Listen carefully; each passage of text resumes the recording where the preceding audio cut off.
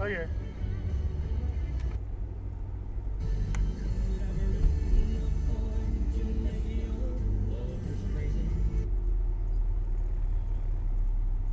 From NPR. Saturday morning at 11, right after Car Talk on WVIA-FM.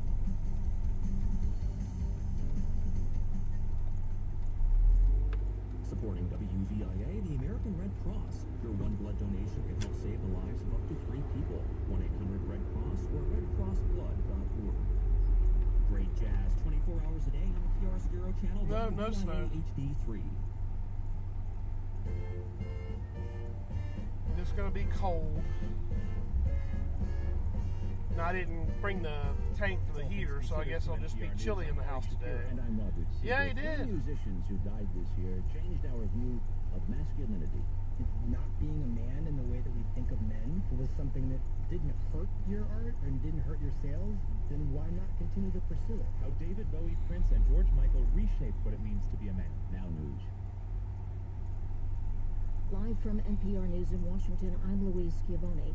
President-elect Donald Trump is praising Russia's president a day after the U.S.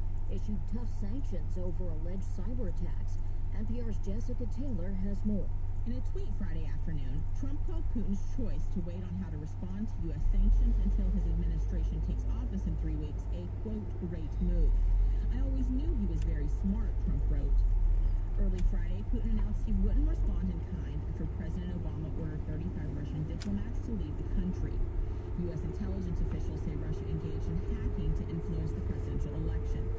Trump's comments were a break with top GOP congressional officials who supported Obama's actions but blamed him for ineffective foreign policy that emboldens Russia. Trump repeatedly praised Putin throughout the campaign and has said he wants to establish a better relationship with Russia. He could roll back Obama's sanctions against the country once he's in office. Jessica Taylor, NPR News, Washington. 20-ton sanitation trucks and about 100 police patrol cars will surround Times Square tomorrow night in New York, along with thousands of police officers, as more than 1 million people are expected to gather for New Year's Eve festivities. Today, the Times Square Alliance tested the giant crystal ball that falls at midnight. 3, 2, 1.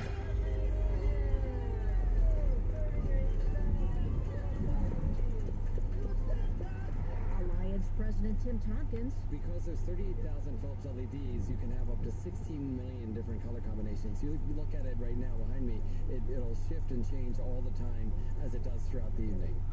On Wall Street, meanwhile, the Dow's march to 20,000 stopped a couple 100 points short of the mark, closing at 19,762, down 57 points. This is NPR News. It's now illegal to hoard 500 and 1,000 rupee notes in India. The government removed them from circulation last month in a bid to rein in unaccounted money that's evading taxes. As NPR's Julie McCarthy reports, the window for holding the bills has closed. 50 days ago, the sudden withdrawal of most of the country's currency from circulation caused havoc. Millions of Indians queued in long lines to exchange old notes for new ones. From construction to retail to real estate, commerce in India seized up. A shortage of new notes to replace the old decommissioned ones continues. Nearly 8 weeks into the so-called demonetization, less than 40% of ATMs in the country are dispensing cash. The currency crackdown was a gamble for Prime Minister Narendra Modi, who insisted it would curb financial corruption. It will take time to determine whether that's true. Modi, meanwhile, addresses the nation New Year's Eve. Julie McCarthy, NPR News, New Delhi. The Connecticut Supreme Court has voted 4-3 to reinstate the murder conviction of Kennedy cousin Michael Skakel. Skakel was convicted in 2002 of killing Martha Moxley in Greenwich when they were teenage neighbors. He was sentenced to 20 years to life in prison, but freed in 2013 after a judge granted him a new trial. The justices rejected a lower court ruling Skakel was not adequately represented by counsel. I'm Louise Schiavone, NPR News. Supporting WVIA, the Lackawanna County Visitors Bureau hosting the 2017 Reunion Expo at PNC Field on February 4th. Attend this free event to learn how you can plan a perfect reunion in Lackawanna County, whether it's a family, military, planned services reunion, or plenty of attractions to enjoy. Meet representatives from various hotels, restaurants, and attractions. Attend an educational seminar, cat litter now. Information at visitnepa.org or to be example 570-335-7807. Taking a look now. Forecast will be mostly cloudy this evening along with a slight chance of snow with lows around 20. Our chance of snow is 20%. Mostly cloudy on Saturday with highs in the upper 30s. It'll be mostly cloudy on Saturday night with lows in the upper 20s. We'll also see wind gusts up to 25 miles an hour. New Year's Day looks partly sunny with highs in the lower 40s. And for Sunday night, partly cloudy with a chance of freezing rain and sleet with lows in the upper 20s. Our chance of precipitation is 30%. This is WVUA Alpha. Support for NPR comes from NPR member stations and from Focus Features, presenting A Monster Calls, a film about a boy and his mother whose lives are changed forever with the arrival of a wise and powerful creature, played by Liam Neeson, who guides them on a journey of courage, faith, and trust. Now playing. From ADT Security, helping to protect families and homes for over 140 years. Learn more at ADT.com. And from the National Endowment for the Arts, Artworks. For NPR News, this is All Things Considered. I'm Mark Shapiro. And I'm Robert Siegel. One of the odder stories of the last month came from what is typically a quiet corner of the federal bureaucracy, the Office of Government Ethics. As debate heated up over the potential influence of Donald Trump's vast business empire over his decisions as president, the OGE took to Twitter with a series of Trump-style tweets congratulating him on the decision to divest. Except he hadn't, and still hasn't specifically promised that. One thing we didn't know was who at the OGE was the author of these tweets until now, thanks to NPR's reporter Alina Selvig. Alina, tell us about who it is and how you found that out. The tweets came from the director of the Office of Government Ethics. His name is Walter Shaub. He's an Obama appointee. His term expires in January 2018. And the way we found out that he's the author of the tweets is by filing a Freedom of Information Act request. I requested emails and other communications related to the tweet storm that was really bizarre in November, and what we received was 365 pages of documents and requests and emails, some of which do indicate direct authorship of the tweets by the director. And can you tell us what sort of things you saw in all these records that you received? Well, so specifically on the authorship of the tweets, there are two emails from the director on the morning of the tweet storm, which was November 30th. First, he sends a note to the chief of staff with all 9 of the tweets that ended up taking internet by storm. And a few minutes later, he sends out a link to the chief of staff again. It's to the legal document that's referenced in one of the tweets, and then he writes, "Get all of these tweets posted as soon as humanly possible." I've reached out to the OGE today to see if they wanted to comment on this, and also to clarify why the tweets were taken down later that day before they were reposted. They haven't commented.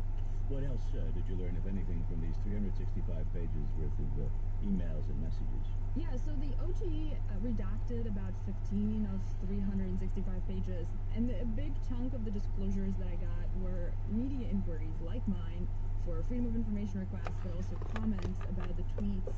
There were a lot of concerns or worries that this was a hack of the OGE, and there's actually an email from a Twitter government affairs official in DC trying to figure out if OGE was in fact hacked. And then there are dozens and dozens of messages from just members of the public. It was quite fascinating. People wrote emails, letters. One guy even mailed in a postcard of what looked like Alexander Hamilton with a black eye. People have really strong opinions about Trump and conflicts of interest and the need to uphold ethics standards. Some of them were critical of OGE and the tweets and other...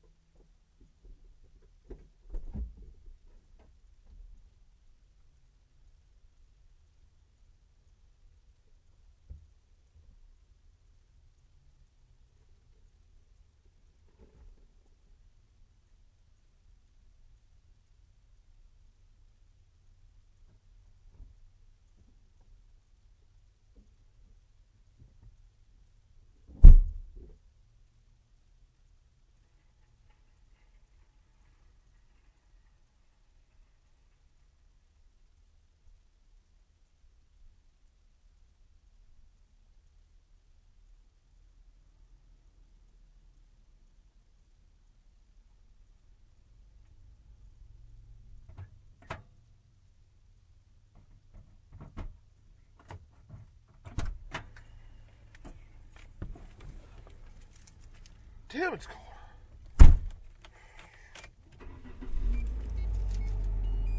And music. That's coming up on Fresh Air.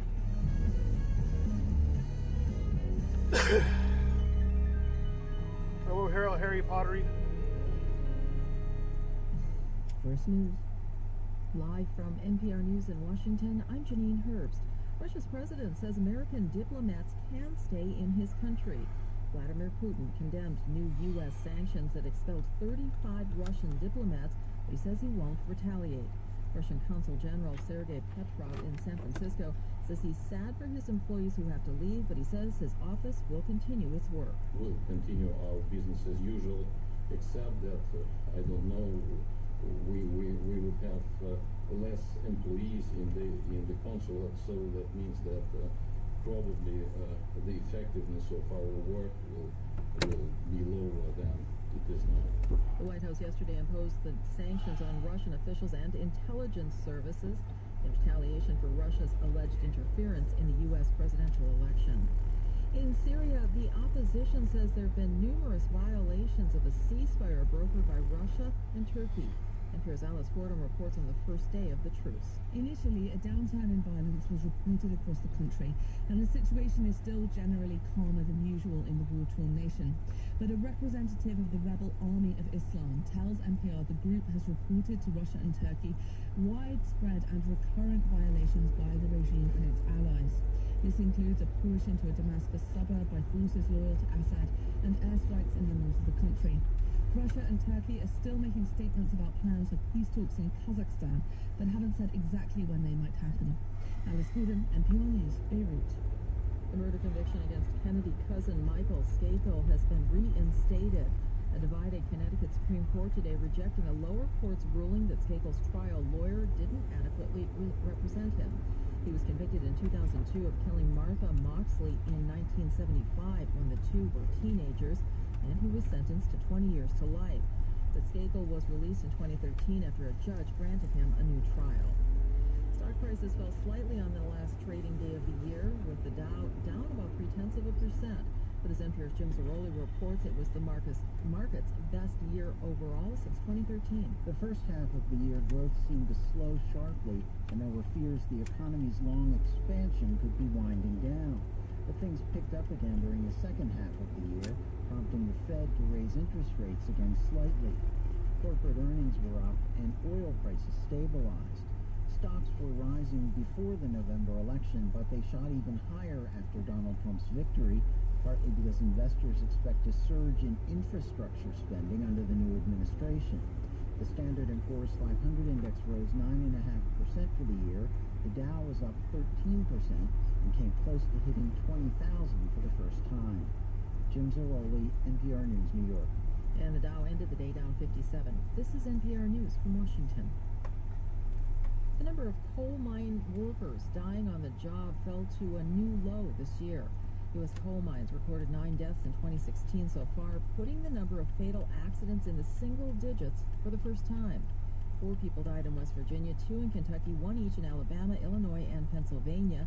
Officials attribute the low number to fewer jobs and tougher enforcement of mine safety rules. Disney's Pixar unit has won a copyright infringement case against 2 Chinese studios over a knockoff version of the animated feature Cars. NPR's Rob Schmitz has more. A court in Shanghai ordered 2 Chinese studios to pay Pixar the equivalent of nearly $200,000 in damages for copying the main characters Lightning McQueen and Francesco Bernoulli from the Cars franchise. The Chinese film, titled Autobots, was released in July of 2015 by BlueMTV and G-Point, studios based in the Chinese city of Xiamen. Almost immediately after it was released, director Zhuo Jianwen was under fire for blatantly copying characters and storylines from Cars. Zhuo fought the accusation and insisted he had never seen the Pixar films. Zhuo said he would make a sequel, but because Autobots lost money and was under fire by critics for being a knockoff, he hasn't been able to secure investment. Zhuo says he will appeal the verdict. Rob Schmitz, NPR News, Shanghai. And again on Wall Street, the Dow was down 57 points to close at 19,762. The Nasdaq was down 48 points to close at 53.83. The S&P 500 down 10 points at 22.38. Crude oil prices higher at $53.89 a barrel. I'm Janine Herbst, NPR News in Washington. Support for NPR comes from NPR stations.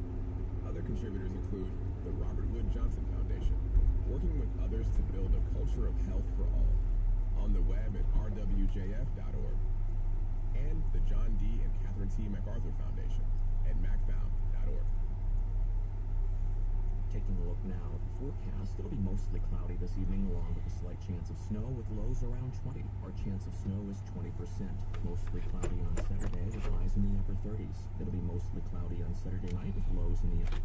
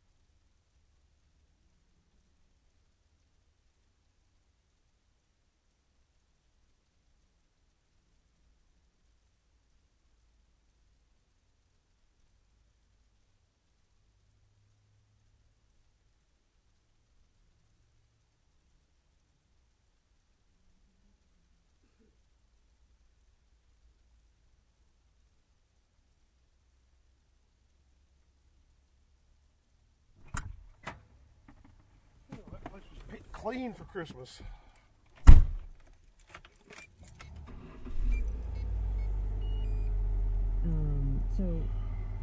is about him accusing her of not caring about public policy. And here's what you had to say. Well, the thing is, Megyn Kelly file isn't talking about fun time bedroom whoopee making. She's talking about assault. Oh, wait, unless Newt doesn't know the difference, maybe no one gave him the talk. Hold on, let's do this. Newt, sweetheart, you're growing up so fast. In fact, you're 73. Your body's changing. You've probably noticed some strange new hair growing on your earlobes. It's perfectly natural. Yeah, this camera doesn't do night vision well at all. Birds and the bees and the consent. You see, when a man has special feelings for a woman, he wants to give her a special hug. He asks her a special question. You up? But grabbing a lady because you're a TV star is not sex. It's assault. And fun fact, assault is a matter of public policy because it's illegal, even if you use Tic Tacs. I hope that clears things up, buddy. I would explain to you what sex is, but then I'd have to picture you doing it. Stephen Colbert, that's really hilarious. Can you take us a little bit through the process of coming up with that sketch?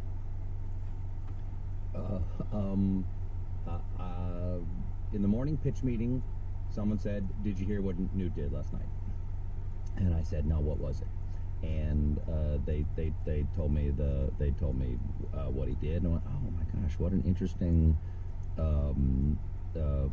emotional moment for him and for her." And you saw Megyn Kelly in the video. You see Megyn Kelly sort of really throw up her armor and go, "All right, well, this is how you're going to behave." It turned from what could have been an interview with ease to one where she was deeply armored and shot a barb at him about, I'll let you deal with your, I'll let you go so you can deal with your anger issues. And it became an emotional moment rather than an informational moment. And I really, that was very interesting to me.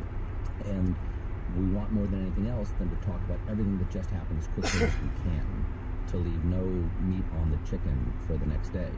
Which is different than the way we used to do our show, because it used to be that I was always skiing in Jon Stewart's wake, and I knew that he was going to pick the chicken, as we would say, or eat every berry on the bush of that day's news.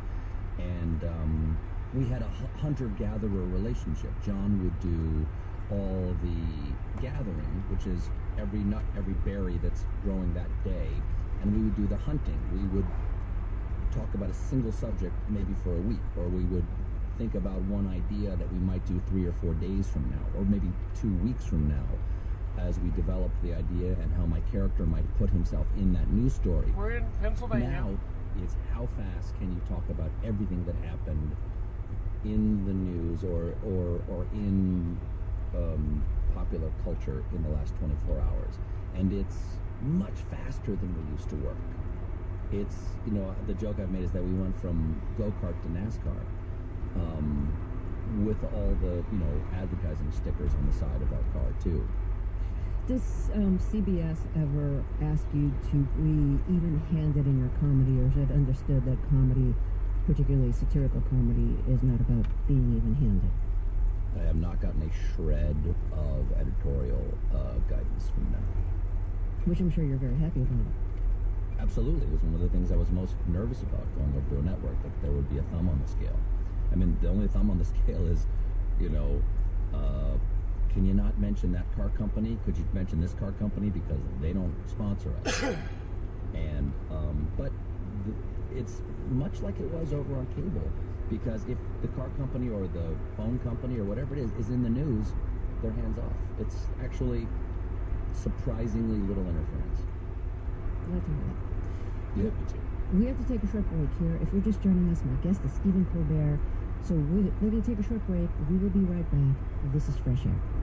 Supporting WVIA, Geisinger Marworth Treatment Center, providing alcohol and chemical dependency support for addicted individuals and their families. More information on Geisinger Marworth is available at 1-800-442-7722 and at geisinger.org/Marworth. Heading home, loaded up with groceries and cat litter and all that good stuff.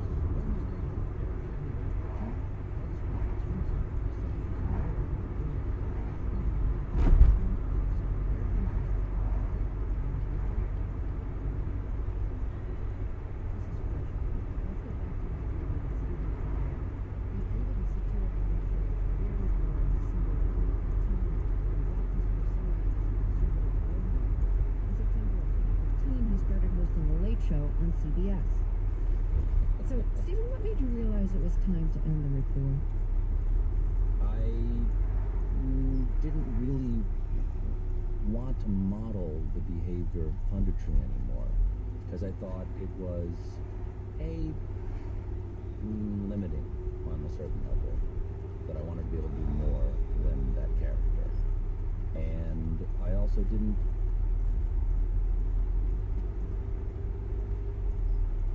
guess the word would be I didn't respect my model anymore.